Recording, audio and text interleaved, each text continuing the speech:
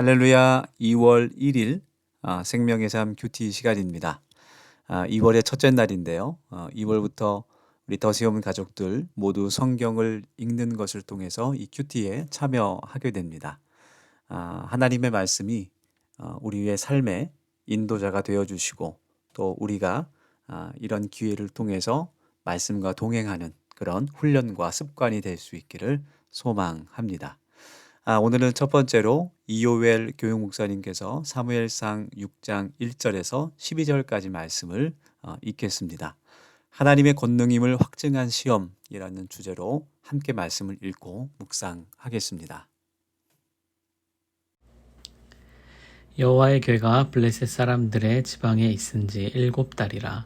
블레셋 사람들이 제사장들과 복술자들을 불러서 이르되 우리가 여호와의 궤를 어떻게 할까? 그것을 어떻게 그 있던 곳으로 보낼 것인지 우리에게 가르치라. 그들이 이르되 이스라엘 신의 궤를 보내려거든 거저 보내지 말고 그에게 속건제를 드려야 할지니라. 그리하면 병도 낫고 그의 손을 너희에게서 옮기지 아니하는 이유도 알리라 하니 그들이 이르되 무엇으로 그에게 드릴 속건제를 삼을까 하니 이르되 블레셋 사람의 방백의 수요대로 금 독종 5과 금 쥐 5마리라야 하리니 너희와 너희 통치자에게 내린 재앙이 같음이니라. 그러므로 너희는 너희의 독한 종기의 형상과 땅을 해롭게 하는 쥐의 형상을 만들어 이스라엘 신께 영광을 돌리라. 그가 혹 그의 손을 너희와 너희의 신들과 너희 땅에서 가볍게 하실까 하노라. 애굽인과 바로가 그들의 마음을 완악하게 한 것 같이 어찌하여 너희가 너희의 마음을 완악하게 하겠느냐. 그가 그들 중에서 재앙을 내린 후에 그들이 백성을 가게 함으로 백성이 떠나지 아니하였느냐. 그러므로 새 수레를 하나 만들고 멍에를 메어 보지 아니한 젖 나는 소 2마리를 끌어다가 소의 수레를 메우고 그 송아지들은 떼어 집으로 돌려보내고 여호와의 궤를 가져다가 수레에 싣고 속건제로 드릴 금으로 만든 물건들은 상자에 담아 궤 곁에 두고 그것을 보내어 가게 하고 보고 있다가 만일 궤가 그 본 지역 길로 올라가서 베스메스로 가면 이 큰 재앙은 그가 우리에게 내린 것이요 그렇지 아니하면 우리를 친 것이니 그의 손이 아니요 우연히 당한 것인 줄 알리라 하니라. 그 사람들이 그같이 하여 젖나는 소 2를 끌어다가 수레를 메우고 송아지들은 집에 가두고 여호와의 궤와 급 및 금지와 그들의 독종의 형상을 담은 상자를 수레 위에 실으니 암소가 베스메스 길로 바로 향하여 대로로 가며 갈 때에 울고 좌우로 치우치지 아니하였고 블레셋 방백들은 베스메스 경계선까지 따라가니라. 아멘. 아멘. 네, 오늘 함께 묵상하며 나누는 이 사무엘상 말씀은 하나님의 궤가 블레셋과의 전쟁에서 블레셋에게 빼앗겼다가 다시 이스라엘로 돌아오게 되는 그 과정을 설명하고 있는 그러한 말씀입니다. 블레셋이 이스라엘을 전쟁 가운데 이겼지만 하나님의 능력을 그들이 당해낼 수는 없었습니다. 하나님의 언약궤가 머무는 그들의 땅에 머무는 7개월 동안 하나님의 능력이 그들의 땅을 치게 되는 여러 가지 재앙으로 그들에게 많은 피해를 주는 것을 경험하게 됐을 때 블레셋 사람들은 하나님의 능력을 두려워하게 됩니다. 그래서 특별 회의를 하게 되고 결국은 그 여호와의 궤를 언약궤를 다시 이스라엘로 돌려보내기 위해서 블레셋에 있는 제사장들과 또 복술자들에게 자문을 구하게 됩니다. 그들은 언약궤를 다시 이스라엘 땅으로 보낼 때 속건제를 드려야 한다라고 이야기합니다. 그래야 블레셋 땅에 임한 재앙들이 없어질 것이다 라고 조언을 하게 되죠. 속건제는 레위기 5장의 말씀을 보면 하나님의 성물에 손해를 입힌 경우에 그 값의 5분의 1을 더해서 하나님 앞에 제물로 드리는 그런 제사를 말합니다. 이렇게 제사를 드렸을 때 하나님께서 그 땅에 내리신 재앙을 돌리실 것이다 라고 그들이 생각한 것이죠. 하나님을 두려워하는 마음이 있었지만 또 한편으로는 어서 빨리 하나님의 임재가 이 땅에서 사라지기를 원하는 그런 이중적인 마음이 그들에게 있었던 것 같습니다.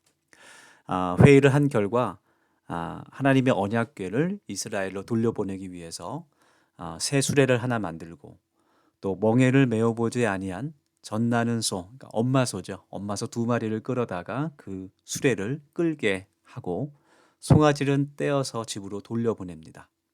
어떻게 보면 시험이라고 할 수 있는데요. 그래서 이 어미소들이 하나님의 언약궤를 그것을 실은 그 수레를 어느 쪽으로 데리고 가느냐, 그것을 시험하면서 이것이 정말 우연인지 정말 하나님의 능력인지 보게 되는 그러한 회의를 하게 됩니다. 어미소는 젖이 나오는 어미소는 당연히 송아지에게 향하는 것이 본능일 것입니다. 자신의 새끼에게 젖을 먹이려는 것이 당연한 본능이겠죠. 그러나 하나님의 능력으로 그 어미소들이 송아지에게 향하지 않고 그들이 계획한 곳 베세메스라는 땅으로 향하는 것을 보면서 이것이 분명한 하나님의 재앙이었다고 능력이었다는 것을 그들이 깨닫게 됐습니다. 오늘 말씀을 우리가 함께 또 기억하면서 묵상하면서 같이 이 시간 기도하기를 원합니다.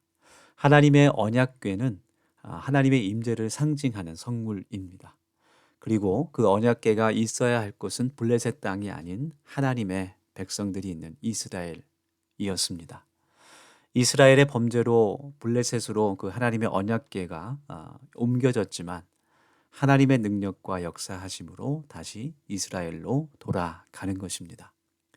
지난 주일에 우리 함께 말씀 나누었던 것처럼 고린도전서 3장 16절 말씀은 우리의 마음이 하나님의 성령이 거하시는 성전이라고 우리에게 알려줍니다.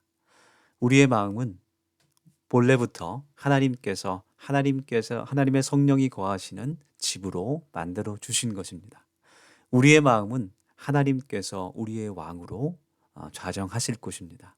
하나님께서 우리 마음에 충만하게 임하시기를 기도하는 이 시간이 되기를 소망하면서 하나님의 언약궤가 이스라엘로 돌아온 것처럼 또 결국 다윗이 그것을 보고 기뻐 하나님께 춤추며 영광 돌린 것처럼 늘 우리들의 마음에 하나님의 성령이 충만할 수 있기를 함께 기도할 수 있는 오늘 하루가 되기를 소망합니다.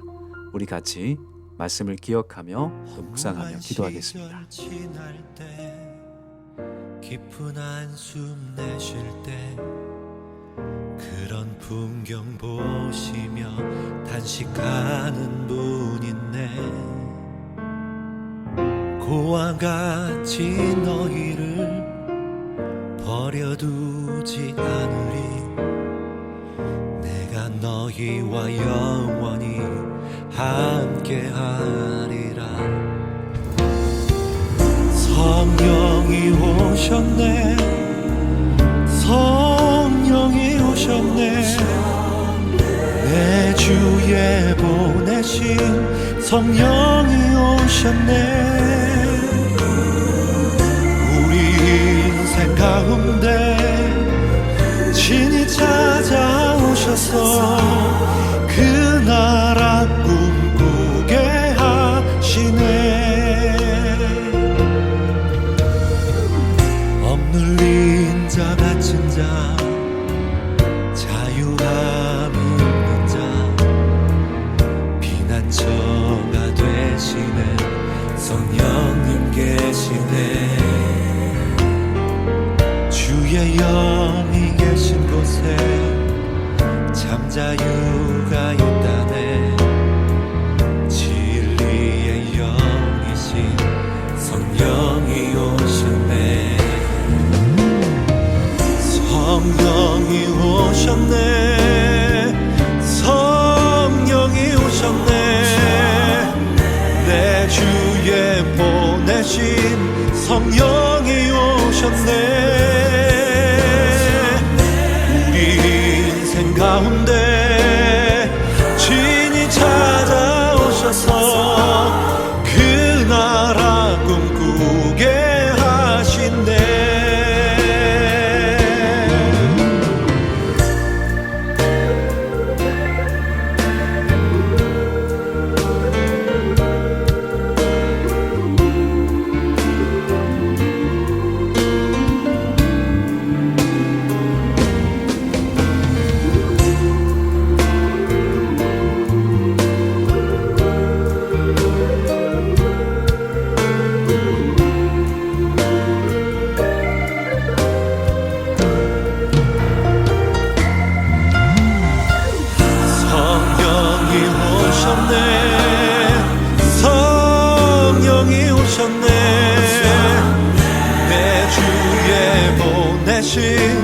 성령